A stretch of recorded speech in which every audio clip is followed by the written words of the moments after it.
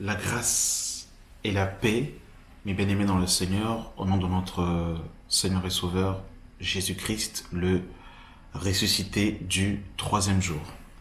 Voilà, avant de commencer cette vidéo, je voudrais déjà dans un premier temps vous remercier d'avoir pris le temps de regarder euh, ces différentes vidéos sur les chronologies, sur la chronologie des temps de la fin. Merci pour vos partages, merci pour votre soutien. J'ai eu énormément, d'encouragement. Donc, je tenais vraiment à vous remercier pour ceux qui prient pour moi aussi. Vraiment que tout l'honneur et la gloire soit rendu à notre Seigneur et Sauveur Jésus-Christ. Voilà, nous sommes bientôt à la fin de la série sur l'enseignement des temps de la fin, sur l'eschatologie. Il nous reste 3 dernières vidéos.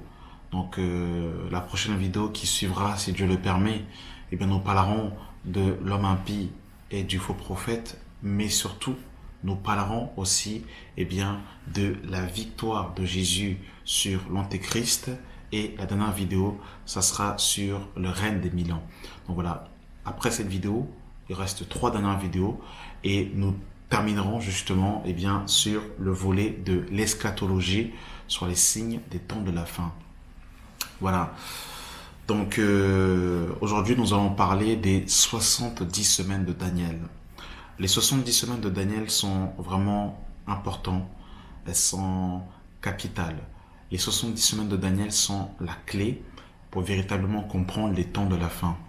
Et le problème avec le livre de l'Apocalypse, par exemple, c'est que beaucoup, par exemple, veulent lire le livre de l'Apocalypse tout en négligeant le livre de Daniel. Or, que le livre d'Apocalypse est la continuité du livre de Daniel. Et ces deux livres vont véritablement de pair. Ce que Jean a vu, par exemple, dans le livre de Apocalypse chapitre 13, lorsqu'il voit la bête qui avait la gueule d'un lion, le corps d'un léopard et les pieds d'un ours, eh bien, c'est exactement ce que justement Daniel a vu dans Daniel chapitre 7, quand il a vu premièrement un lion avec des ailes qui était l'image de Babylone, quand il voit par la suite un ours qui est l'image des Mèdes et des Perses, quand il voit encore par la suite l'image du léopard avec 4 têtes et 4 ailes, qui est l'image justement de la Grèce. Et pourquoi est-ce qu'il y a 4 têtes? Parce que la première tête c'était tout simplement Alexandre le Grand. Et quand Alexandre le Grand est mort, son royaume va se diviser en fait en 4.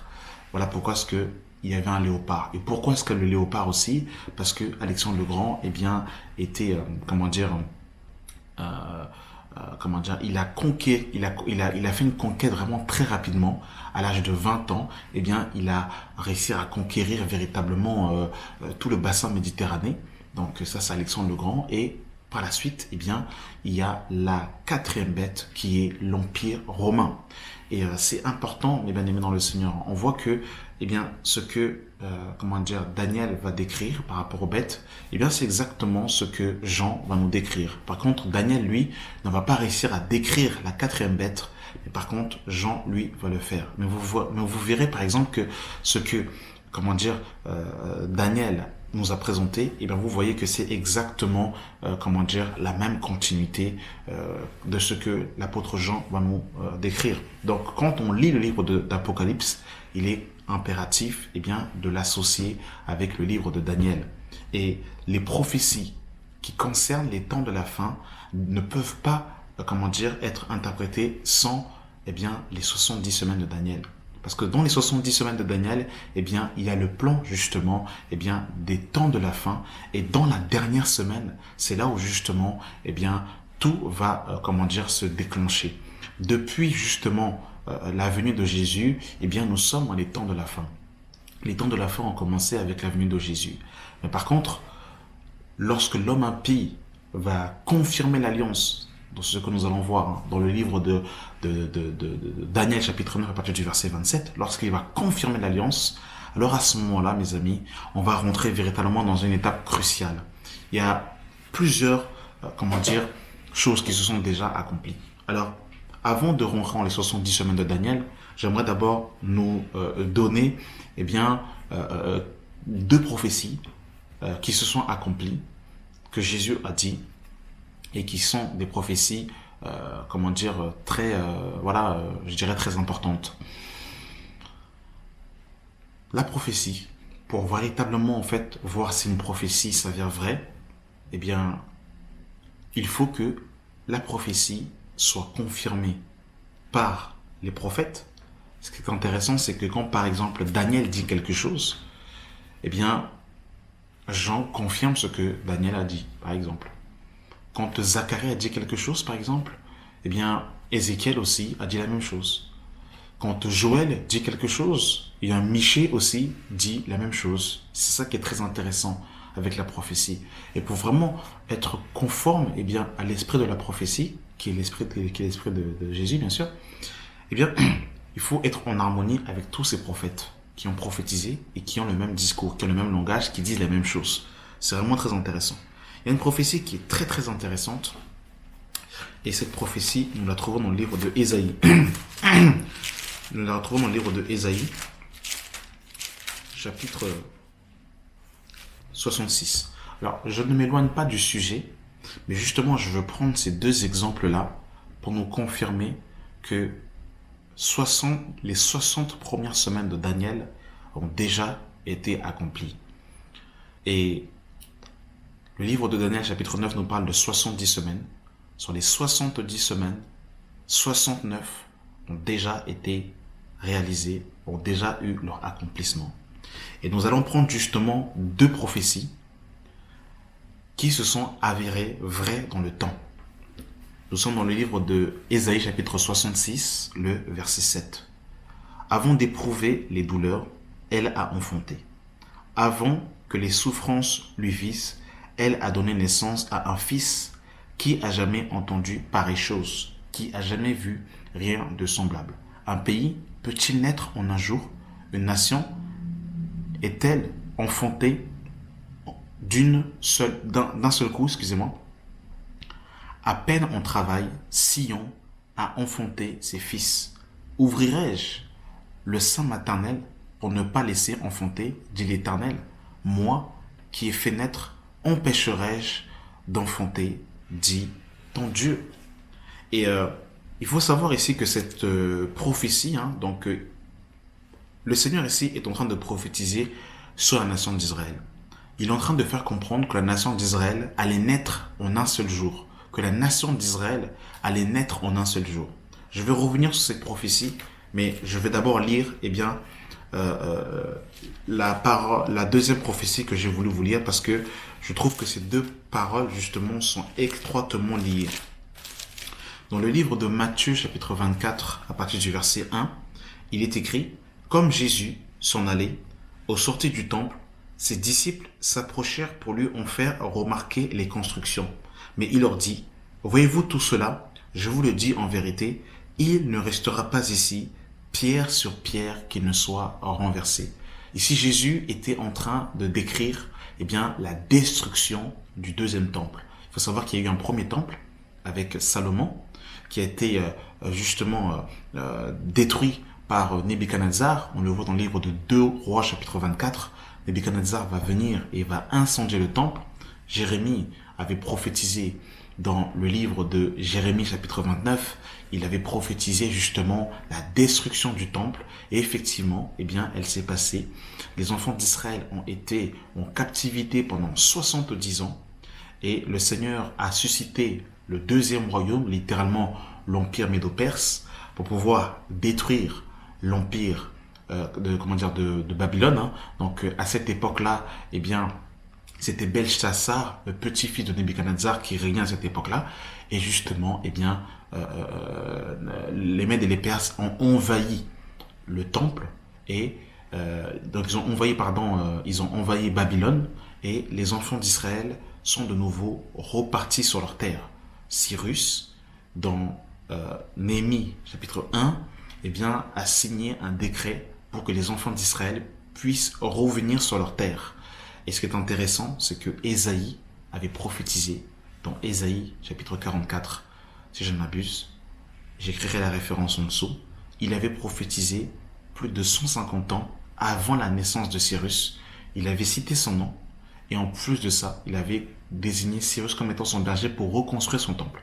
Donc du coup, par la suite, eh bien, Néhémie et Esdras vont être suscités par le Seigneur afin de pouvoir, reconstruire le troisième temple. Il va avoir Zorobabel, il va avoir aussi Zacharie, et qui seront justement en fait ces prophètes, qui seront tous contemporains pour la reconstruction du deuxième temple. Par la suite, eh bien, ici Jésus nous dit que, eh bien, ce temple justement allait être détruit. Et quand ce temple justement a été détruit, ce temple va être détruit littéralement 70 ans après la résurrection de Christ. Vespasien va envoyer son fils Titus justement pour mater la rébellion juive. Parce qu'il faut savoir, c'est que quand Jésus est venu, eh bien, ils étaient sous le règne de la quatrième bête, littéralement l'Empire romain, qui assiégeait Jérusalem. Et des zélotes vont vouloir justement se libérer de l'occupation romaine et ils vont vouloir justement se délivrer de l'occupation romaine par la force. Et malheureusement, quand Titus va venir, eh bien, il va incendier le temple et beaucoup de juifs vont être déportés dans le monde entier. Par la suite, un autre empereur va venir, son nom c'est Adrien. Et quand Adrien va venir, lui, il va complètement raser la ville et c'est lui justement qui va créer l'État palestinien. Et là, mes amis, à partir de cette époque, il n'y avait plus d'État d'Israël. Les Juifs avaient été déportés dans le monde entier. Et là, ce qui est intéressant avec la prophétie que nous avons lue dans le livre de Ésaïe chapitre 66, quand il est écrit « Qui a jamais vu rien de semblable? Un pays peut-il naître en un jour? Une nation est-elle enfantée d'un seul coup?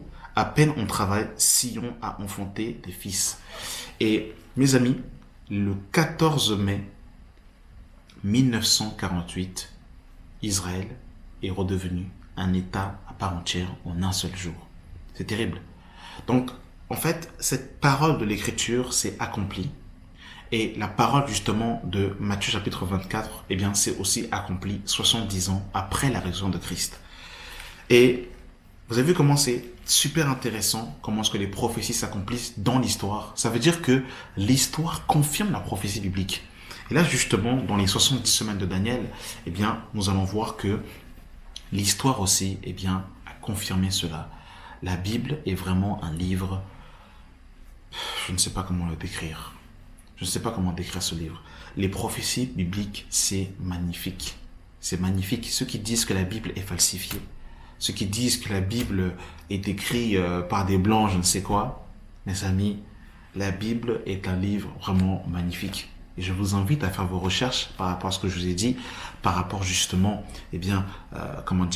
au 14 mai 1948. Je vous invite aussi à faire vos recherches à la guerre de 6 jours en 1967. Quand Israël a réussi à conquérir justement Jérusalem par rapport parce qu'elle était sous l'occupation arabe.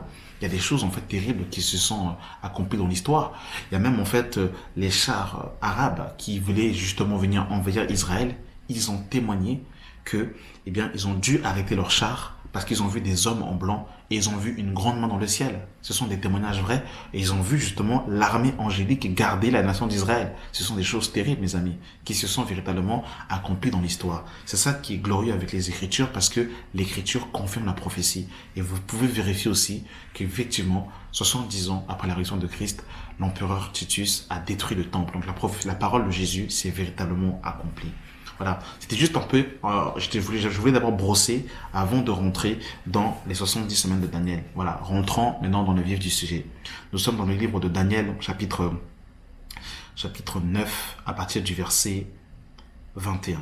Je parlais encore dans ma prière quand l'homme Gabriel, que j'avais vu dans une vision, s'approcha de moi d'un vol rapide au moment de l'offrande du soir. Il m'instruisit et s'entretint avec moi. Il me dit, Daniel, je suis venu maintenant pour ouvrir ton intelligence.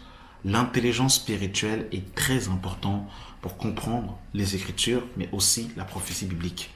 Et nous devons vraiment avoir beaucoup d'humilité et demander au Seigneur qu'il nous ouvre l'intelligence spirituelle. Parce que vous savez, tout le monde peut aller dans une école théologique. Tout le monde peut apprendre le grec et l'hébreu. Ça, tout le monde peut le faire. Mais par contre, avoir l'intelligence ouverte, ça, ce n'est que Dieu qui fait cette grâce Rappelez-vous que dans Luc 24, Jésus va dire, alors il leur ouvrit l'esprit afin qu'ils comprennent les Écritures. L'apôtre Paul pouvait encore dire dans le livre de Éphésiens, chapitre 1, il pouvait dire que le Dieu de paix illumine les yeux de vos cœurs. Rappelez-vous encore dans le livre de 1 Jean, chapitre 5, à partir du verset 20, il est écrit que il nous a donné l'intelligence pour connaître le véritable. L'intelligence dont il est question ici n'a rien à voir avec une connaissance, intellectuelle, n'a rien à voir avec une connaissance du grec et de l'hébreu, mais ça a à voir avec une sagesse spirituelle que le Seigneur nous ouvre afin de comprendre sa parole, comme lui veut que nous puissions la comprendre et de pouvoir interpréter justement la prophétie biblique selon l'Esprit de Christ. Lorsque tu as commencé à prier, la parole est sortie et je viens pour te l'annoncer, car tu es un bien-aimé. Sois attentif à la parole et comprends la vision. 70 semaines ont été fixées sur ton peuple et sur ta ville sainte. 70 semaines ont été fixées sur ton peuple et sur ta ville sainte. Il faut bien comprendre, mes bien-aimés dans le Seigneur, que les 70 semaines de Daniel concernent la ville sainte et le peuple de Daniel. Le peuple de Daniel, mes amis, déjà la ville de Daniel, la ville sainte, mes amis, ce n'est pas Hong Kong, ce n'est pas Paris, ce n'est pas Tokyo, ce n'est pas le Cameroun, ce n'est pas Brazzaville, mais c'est bien Jérusalem, mes bien-aimés, dans le Seigneur. Et le peuple de Daniel est bien le peuple juif. Ça, c'est déjà une base déjà qu'il faut comprendre quand on veut comprendre les 70 semaines de Daniel. Sois attentif à la parole et comprends la vision. 70 semaines ont été fixées sur ton peuple et sur ta ville sainte pour faire cesser la transgression et mettre fin au péché et expier l'iniquité. Alors ces trois choses, pour faire cesser la transgression et mettre fin au péché et pour expier l'iniquité. Ça, mes amis, eh bien, ces trois choses, en vérité, nous parlaient tout simplement du péché dans son paroxysme. Et justement, ces trois choses-là, eh bien, pour faire cesser la transgression et mettre fin au péché et pour expier l'iniquité, Jésus, eh bien, est venu et a accompli justement ces choses en venant à la croix et en mourant. Mais continuons. Et pour amener la justice éternelle, pour sceller la vision et les prophètes et pour rendre le Saint des Saints. Donc quand on nous parle, mes amis, pour amener la justice éternelle, eh bien il faut savoir que la justice éternelle sera amenée lorsque, le diable sera jeté, dans les temps de feu, et qu'il y aura un nouveau ciel et une nouvelle terre.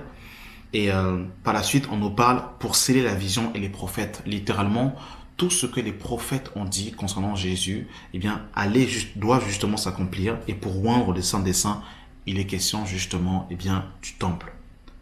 Le verset 25, et c'est là justement où c'est très intéressant. Sache-le donc et comprends, depuis le moment où la parole a annoncé que Jérusalem sera rebâtie, jusqu'à celui où le chef sera oint, il y a 7 semaines, dont 62 semaines. On va d'abord s'arrêter là et on va aller doucement, mes amis. Il y a un tableau derrière moi. Juste après, nous allons aller pas à pas justement dans le tableau. J'ai fait justement des petits croquis pour essayer d'expliciter un peu plus les propos que je vais vous étayer à l'instant. Au verset 25. Sache-le donc et comprends. Depuis le moment où la parole a annoncé que Jérusalem sera rebâtie jusqu'à celui où le chef sera oint, il y a 7 semaines, dont 62 semaines. Alors il faut comprendre, mes amis, que lorsque Daniel se retrouve à Babylone, comme nous l'avons dit, Daniel va prier parce qu'il va tomber justement sur le livre de Jérémie. Et Jérémie avait prophétisé qu'il allait s'écouler 70 semaines avant justement que les enfants d'Israël entrent sur leur terrain. Alors, on rentre justement à Jérusalem. Et quand Daniel justement va voir que les 70 semaines allaient s'écouler, eh bien il va commencer à prier pour en savoir un peu plus parce qu'il s'inquiétait justement de la situation de son peuple. Et là, mes amis, on nous dit, Sache-le donc et comprends, depuis le moment où la parole a annoncé que Jérusalem serait rebâtie, jusqu'à où un chef soit oint, il y a 7 semaines et 62 semaines. Donc le top départ, c'est à partir du moment où on a annoncé que Jérusalem serait rebâtie. Et il faut savoir qu'il y a eu 3 décrets. Le premier décret se trouve dans le livre de Esdras, chapitre 1, avec Cyrus. Ça, c'est le premier décret. Le deuxième décret se trouve dans le livre de Esdras, chapitre 6, avec Darius. Ça, c'est le deuxième décret. Et il faut savoir que quand, Daniel reçoit justement cette visitation de l'ange, il est au temps de Darius. On nous dit dans Daniel chapitre 9 à partir du verset 1, la première année de Darius, fils d'Assyrus, de la race des Mèdes, lequel était venu roi des Chaldéens. Donc là, en fait, quand Daniel reçoit justement sa visitation, la visitation de l'ange, il est déjà, dans l'année de Darius. Donc, le décret qu'il attend, c'est le décret justement, de Artaxerxès. Donc, on nous dit, sache-le donc et comprends, depuis le moment où la parole a annoncé que Jérusalem sera rebâtie jusqu'à celui où un chef sera oint, il y a 7 semaines dans 62 semaines. Donc quand on fait le calcul de 7 semaines et 62 semaines, il faut bien comprendre que c'est en termes d'années, comme il est écrit dans Ézéchiel chapitre 5, Ézéchiel chapitre 4 à partir du verset 5, ou 5 verset 4, j'écrirai le verset en bas, j'ai un petit trou. Nous voyons mes amis que c'est à ce moment-là que le top des 70 semaines commence. Et comme nous l'avons dit justement, Daniel se trouve à l'année de Darius. Donc le deuxième décret en fait a déjà débuté. Donc là en fait nous attendons le troisième décret. Et le troisième décret va être signé, mes amis, dans le livre de Esdras chapitre 7. Dans le livre de Esdras chapitre 7, à partir du verset 7, il est écrit: plusieurs des enfants d'Israël, des sacrificateurs et des Lévites, des chantres, des potiers et des Éthéniens vinrent aussi à Jérusalem la 7e année du roi d'Artaxerxès. La 7e année du roi d'Artaxerxès. Retenez bien, c'est la 7e année du roi d'Artaxerxès. Et on nous dit, du règne de Artaxerxès. Et on nous dit, mes amis, sache-le donc et comprends, depuis le moment où la parole a été annoncée, que Jérusalem sera rebâtie jusqu'à celui où un chef sera oint, il y a 7 semaines dans 62 semaines. Et quand on fait le calcul de 7 semaines, donc 7 fois 7, ça nous fait 49, et quand on fait le calcul de 49 et 62, ça nous ramène à un total de 483 ans. Donc les 70 semaines de Daniel sont dans un total de 490 ans. Ne vous inquiétez pas, par la suite, nous allons aller sur le tableau, ça va être plus explicite. Donc si vous ne comprenez pas, quand je suis en train de vous expliquer, tout à l'heure, on verra justement sur le tableau. Donc, on disait que les 70 semaines de Daniel, en vérité, équivaut à 490 ans. Et on a dit justement que dans les 7 semaines, dans les 62 semaines, il y a 483 ans au total. Nous sommes d'accord. Et on nous dit justement que le décret va être signé à la 7e année du règne de Artaxerxès. Il faut savoir que Artaxerxès a régné à partir de 465 avant Jésus-Christ. Donc quand vous faites 465 moins 7, ça nous ramène en fait à 458. Donc ça fait 483 moins 458 et ça nous ramène justement à l'année 26. Et ce qui est intéressant ici, c'est que Daniel est en train de nous prophétiser ici la venue du Mashiach. Au moment où le Messie allait venir, où il allait être oint, où il allait commencer son ministère et où il allait être retranché. Là, je suis en train de vous donner des dates comme ça, mais par la suite, comme j'ai expliqué, on va voir sur le tableau, ça va être un peu plus explicite. Donc on comprend, mes amis, que ça nous ramène à peu près à l'an 26. Retenez bien cette date. Je continue et vous allez mieux comprendre par la suite. Il y a 7 semaines dans 62 semaines. Les places et les fossés seront rétablis, mais en des temps fâcheux. Après les 62 semaines, un oint sera retranché, il n'aura pas de successeur. Donc quand on nous dit, mes amis, que que les places et les fossés seront rétablis, mais en des temps fâcheux, ça nous fait en fait référence à l'époque de Sanballat et Tobija, qui justement étaient contre la reconstruction du temple et qui ont tout fait justement pour que le temple ne soit pas reconstruit. Et on nous dit, après les 62 semaines, un oint sera retranché et il n'aura pas de successeur. Donc là, mes amis, on nous parle justement du Messie qui a été retranché après les 62 semaines. Donc en fait, dans ce que l'ange est en train d'exposer à Daniel, il est en train de lui dire à quel moment le Messie allait venir, qu'il allait commencer son ministère et qu'il allait être retranché. Je ne sais pas je sais pas si vous vous rendez compte comment c'est terrible. Et après on nous dit, le peuple d'un chef qui viendra détruira la ville et le sanctuaire, et sa fin arrivera comme par une inondation. Il est arrêté que le dévastateur durera jusqu'au terme de la guerre. Là, c'est terrible ce que l'ange est en train de dire ici à Daniel. Il est en train de lui dire, le peuple d'un chef qui viendra détruira la ville et le sanctuaire, et sa fin arrivera comme par une inondation.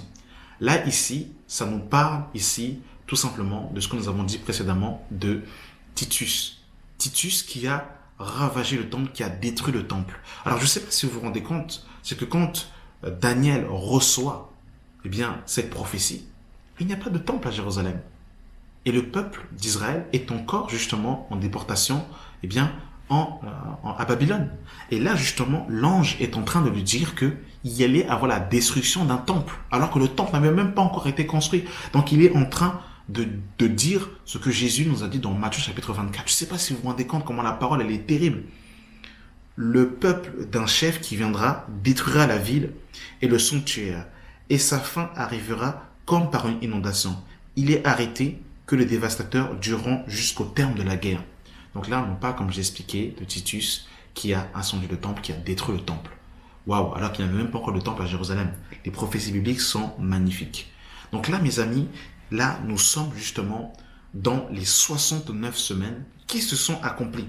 Donc vous avez vu, le temple a été reconstruit, le Messie est venu, il a été oint, il a été retranché et il n'a pas de successeur. Et en plus de ça, le temple a été détruit. Donc, c'est pour vous montrer que qu'il y a bel et bien 69 semaines qui ont bel et bien été accomplies, confirmées par Jésus même et vérifiables aussi dans l'histoire. Ce qui est intéressant, c'est que même ceux qui ne veulent pas croire dans les Écritures, ils ne peuvent pas renier l'histoire parce que ce sont des faits historiques. C'est ça qui est magnifique. Et à partir du verset 27, justement, c'est là où justement il y a la dernière semaine. On nous dit, à partir du verset 27, « Il fera une solide alliance avec plusieurs pendant une semaine. Et durant la moitié de la semaine, il fera cesser le sacrifice et l'offrande. Le dévastateur commettra les choses les plus abominables jusqu'à ce que la ruine de ce qui était résolu fonde sur le dévastateur. » Waouh!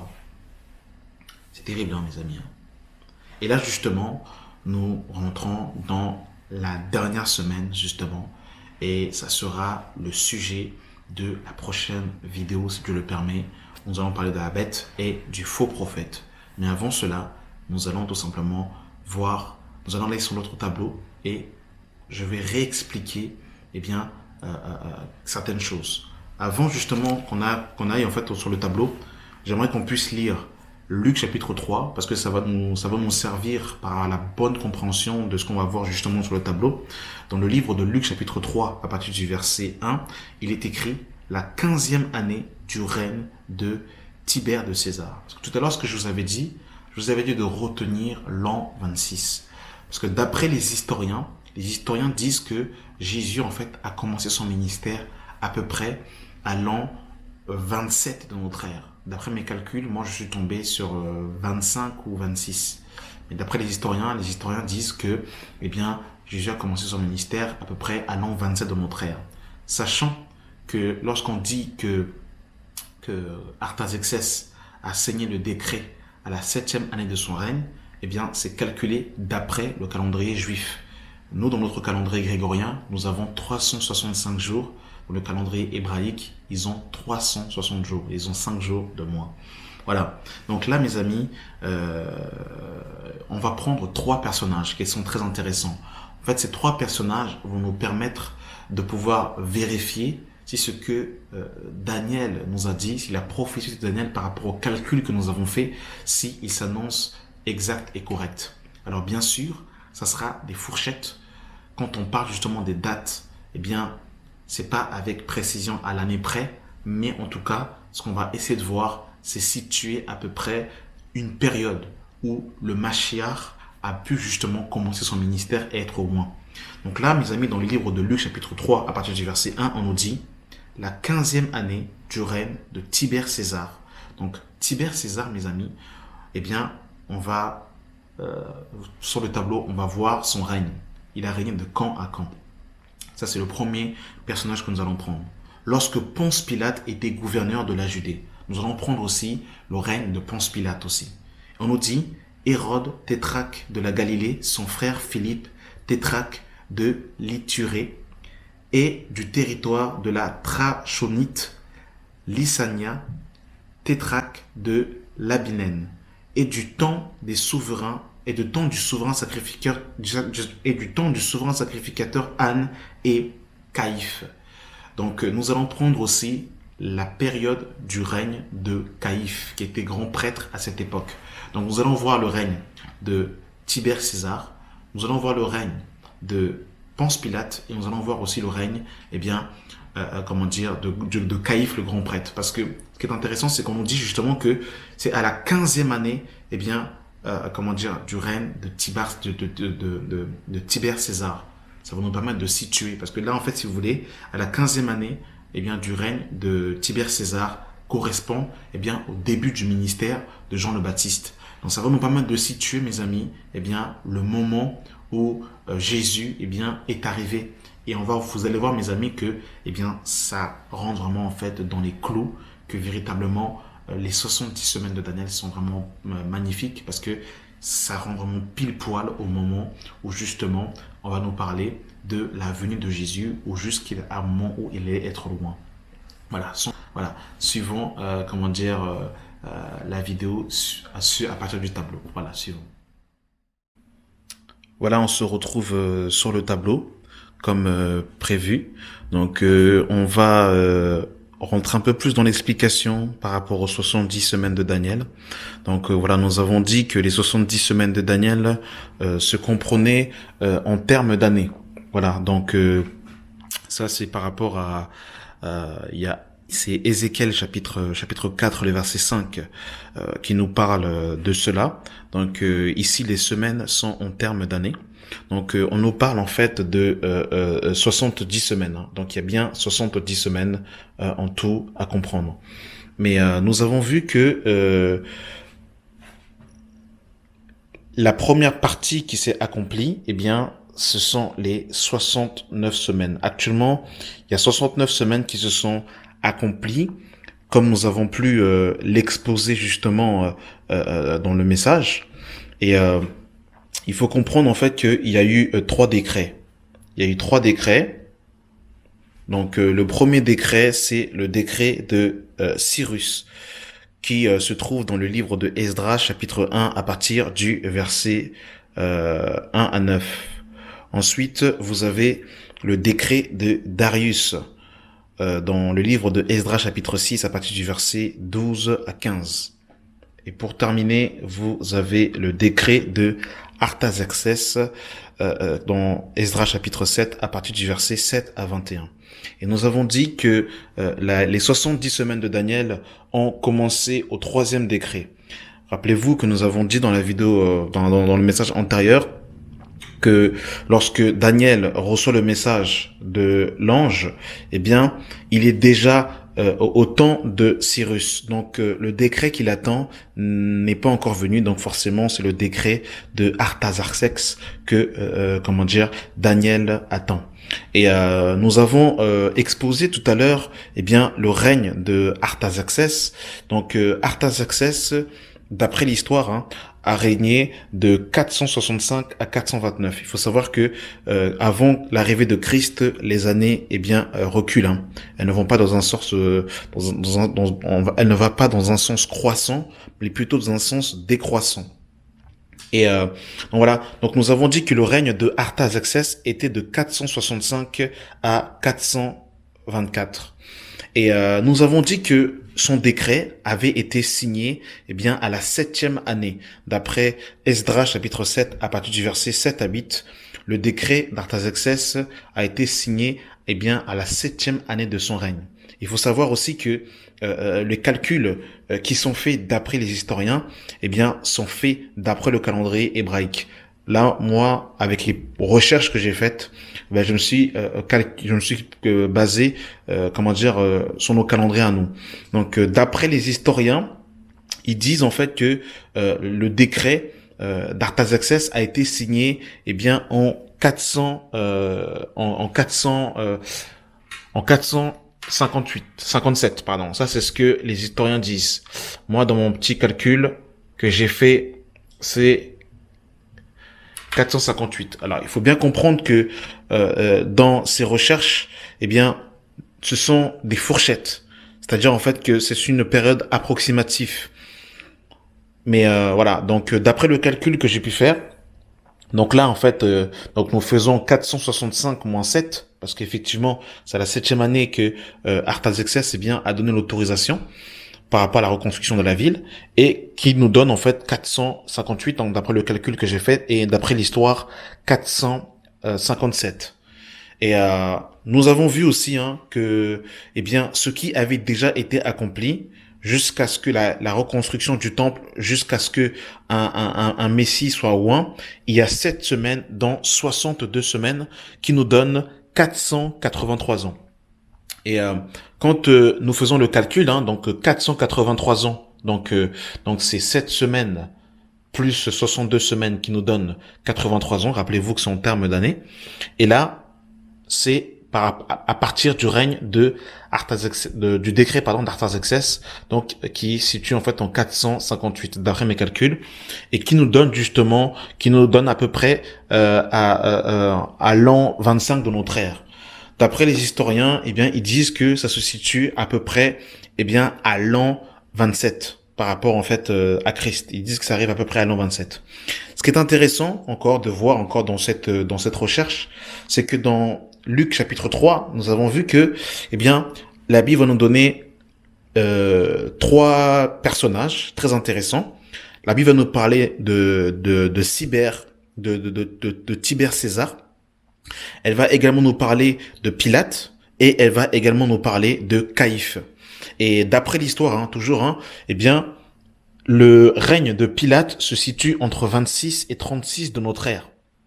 Le règne de Tibère César se situe entre 14 et 37 de notre ère. Et le règne de Caïphe se situe entre 18 et 36, ou voire 37. Donc là, c'était approximatif, la fin de son règne, soit début 36, soit fin 37. Ça, c'était le règne, en fait, de Caïphe, le grand prêtre. Donc, vous avez vu que, même quand on regarde le règne de Pilate, de César, Tibère, de Caïphe, on voit que c'est véritablement dans les clous par rapport, justement, en fait, à la période où le maître, a pu régner. Et ce qui est intéressant, c'est que quand on parle en fait du ministère de Jean le Baptiste, on nous parle justement en fait de la 15e année de la 15e année du règne de Tibère. Donc du coup en fait, ça nous ramène au calcul suivant. Donc du coup, nous faisons 14 plus 15 qui nous donne 29 de notre ère. Donc en d'autres termes, Luc chapitre 3 se situe environ à l'an 29 de notre ère. Donc d'après en fait cette conclusion de ce tableau, je conclus que l'entrée de Jésus se situait entre entre l'an 25 et l'an 30 de notre ère. Donc vous avez vu comment ce que les prophéties bibliques sont terribles, mes amis. Là, nous avons véritablement ici, comment dire, en fait, dans la prophétie de Daniel, en fait, hein, nous avons véritablement une prophétie exacte qui tombe, en fait, parfaitement dans les clous. Donc, comme je disais encore, et je le répète, nous n'allons pas... ce sont des fourchettes, ce sont une période. C'est pour cette raison aussi que j'ai voulu prendre aussi d'autres personnages afin de voir et de comparer leur règne pour voir à peu près si ce que la prophétie de Daniel nous disait, si elle tombait juste. Et on voit exactement que, eh bien, c'est exactement dans cette période-là que justement le Mashiach, eh bien, a été oint et qu'il a été retranché. Donc vous avez vu, mes amis, comment la prophétie biblique est magnifique. Vous avez vu comment la prophétie biblique est, elle est précise. Et justement, hein, comme nous l'avons dit, là, il y a 69 semaines qui se sont accomplies. Il reste une semaine. Et cette semaine qu'il reste, eh bien, elle se situe en termes d'années. Donc, justement, cette semaine, elle est en termes d'années. Donc, ça sera 7 ans. Et qui correspondra, eh bien, à l'homme impie qui va signer un traité de paix avec les Juifs. Et au milieu de la semaine, il va rompre l'alliance. Donc, il y aura 3 ans et demi de paix et 3 ans et demi de grande tribulation.